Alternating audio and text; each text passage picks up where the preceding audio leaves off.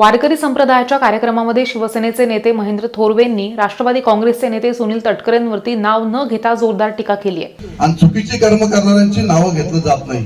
पण तुमच्याकडे सुद्धा एक बेईमान बादशाह जन्माला आलेला आहे। बेईमान बादशाह असा उल्लेख करत त्यांनी तटकरेंवरती अप्रत्यक्ष निशाणा साधत त्यांच्या कारभारावरती सुद्धा प्रश्नचिन्ह उपस्थित केले।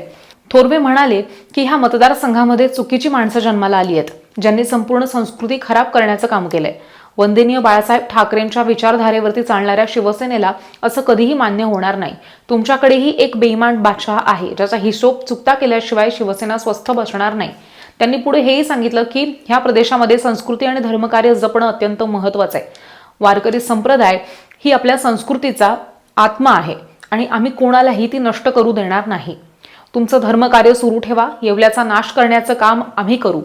कार्यक्रमात उपस्थित असलेल्या वारकऱ्यांनी थोरवे यांच्या या आक्रमक भाषणाला जोरदार प्रतिसादही दिला। त्यांच्या भाषणातून आगामी निवडणुकांच्या दृष्टीने शिवसेनेची रणनीती स्पष्ट झाली आहे। विरोधकांवर थेट टीका करत त्यांनी मतदारसंघातील जनतेला आपल्या बाजूने उभं राहण्याचं आवाहन सुद्धा केलं। या भाषणामुळे रायगडच्या राजकीय वर्तुळात चर्चा रंगली आहे। बेईमान बादशाह असा उल्लेख करताना थोरवेंनी कोणाचा उल्लेख केलाय हे जरी त्यांनी स्पष्ट केलेलं नसलं तरी सुद्धा राजकीय वर्तुळामध्ये हे वक्तव्य तटकरेंवरतीच होतं असं बोललं जातंय।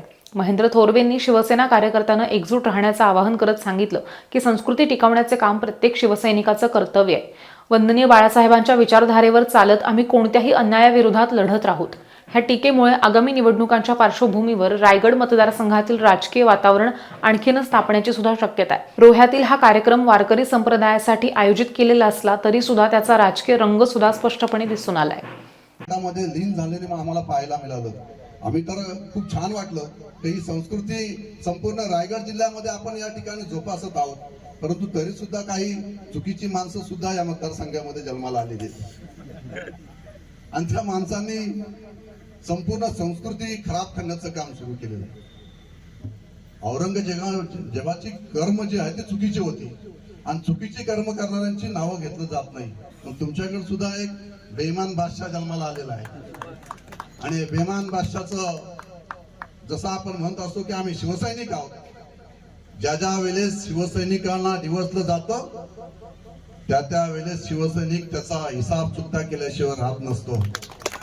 आणि आम्हाला जे शिवसैनिक म्हणून डिवचतील, ज्यांनी आम्हाला डिवचले, आम्ही वारकरी संप्रदायाच्या माध्यमातून वसा घेऊन चाललेलो आहोत। तरी सुद्धा छत्रपती शिवाजी महाराजांना ज्या वेळेस त्यांना हा सगळं असह्य झालं त्या वेळेस त्यांनी आपली समशर म्यान केली आणि संतांसमोर नतमस्तक झाले आणि सांगितलं मीही आता वारकरी संप्रदायाचा वसा घेतो। परंतु त्यावेळेस संतांनी उपदेश दिलेला आपल्याला इतिहास आहे की संतांनी सांगितलं आम्ही धर्म कार्य करतो, तुम्ही यवनांचा नाश करा।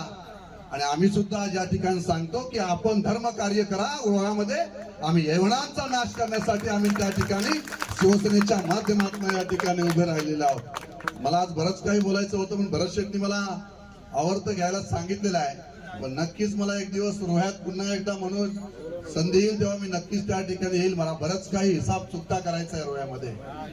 या ठिकाणी मी सगळ्यांना मनापासून या ठिकाणी संत सज्जन मंडळींना मनापासून या ठिकाणी आपल्याला धन्यवाद देतो।